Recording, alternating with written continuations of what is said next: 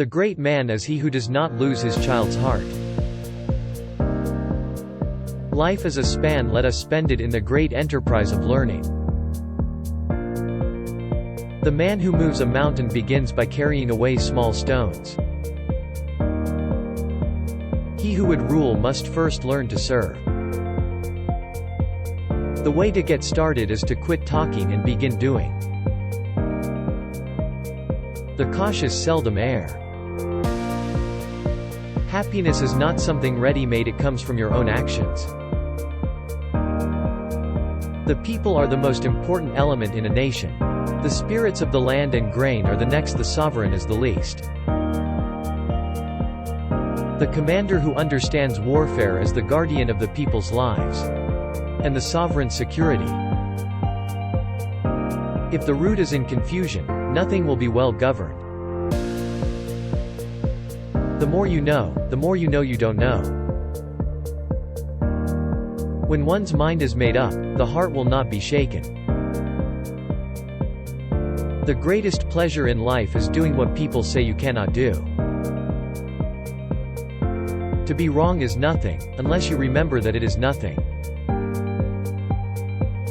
If you know the enemy and know yourself, you need not fear the result of 100 battles.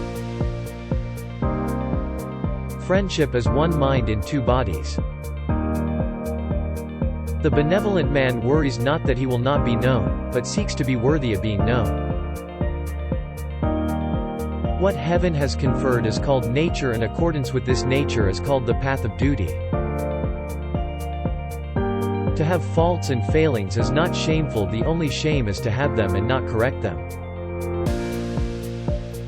When anger rises, think of the consequences. In benevolence, there is no distinction between noble and humble and righteousness. There is no distinction between high and low.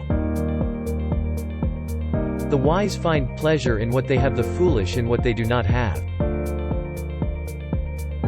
When one is not in a state of friendship, one can never be free of worry. To give one's mind to do what is right, and to be confident in it, is the best and most perfect of conduct. The strength of a nation derives from the integrity of the home. The sage does not accumulate for himself, the more he uses for others, the more he has himself. All men have the heart that can be aroused to compassion. The superior man is the one who can first arouse it.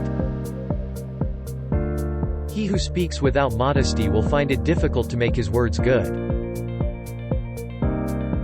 Where the mind is set in a certain direction, there will be harmony. The great end of education is to discipline rather than to furnish the mind, to train it to the use of its own powers, rather than to fill it with the accumulation of others. A man's mind may be likened to a garden, which may be intelligently cultivated or allowed to run wild.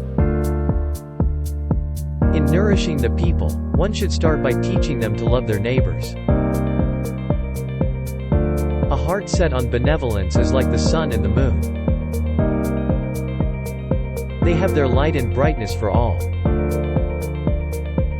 A good man does not worry about not being known.